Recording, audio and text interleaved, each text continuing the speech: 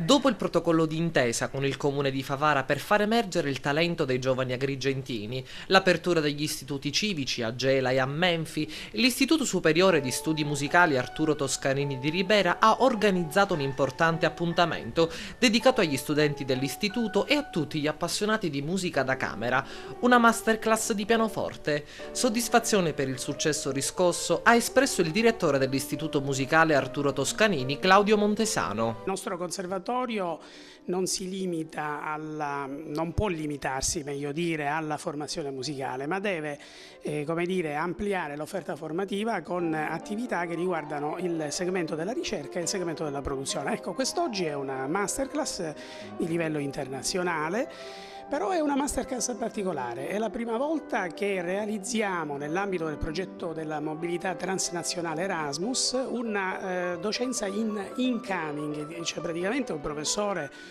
che in questo caso è il maestro Christian Ruvolo, un pianista camerista che è in attività internazionale di produzione, che viene per conto e in nome della Hochschule di Lubecca, quindi del conservatorio di quella grande città importante per tradizioni musicali. La masterclass di oggi è il primo di 2 appuntamenti che si svolgeranno qui all'istituto. Sì, noi generalmente organizziamo 2 masterclass di una settimana ciascuno. La prossima settimana avremo il piacere di ospitare Benjamin Dwyer.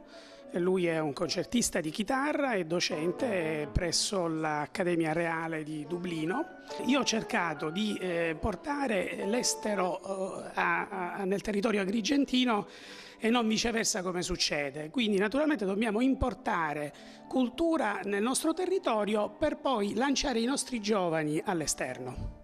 Tecnica, ricercatezza del suono e riscoperta di celebri brani al centro della masterclass di pianoforte al Toscanini di Ribera, un docente d'eccezione, Christian Ruvolo, personalità di spicco nel panorama della musica da camera a livello internazionale. La masterclass di pianoforte è un momento di incontro in cui si dà la possibilità agli studenti qui dell'Istituto Toscanini di venire di mettersi in contatto con persone come ad esempio me che vengono dall'estero. Io abito in Germania e ho studiato in Germania pur essendo originario di Milano con padre riberese, e mettere in contatto le persone per fare uno scambio e dare la possibilità agli studenti di venire in contatto con esperienze esterne di insegnamento. Io ho cercato nell'ambito di questo corso di dare degli input, delle informazioni su come io personalmente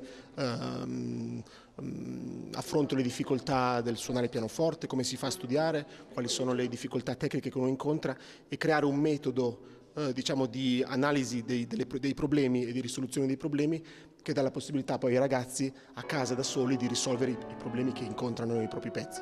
Grande affluenza da parte degli studenti che hanno partecipato alla masterclass con grande entusiasmo e voglia di imparare. Ho imparato tantissimo, ci ha dato dei consigli preziosissimi sulla tecnica pianistica, ci ha detto il modo di affrontare brani molto difficili quali la polacca di Chopin o Brahms, che sono davvero dei virtuosisti del pianoforte, e il maestro ha dato dei consigli sulla rotazione del polso, che adesso insomma qui non sto a indicare, che per noi pianisti è una bella cosa, insomma, avere questi consigli.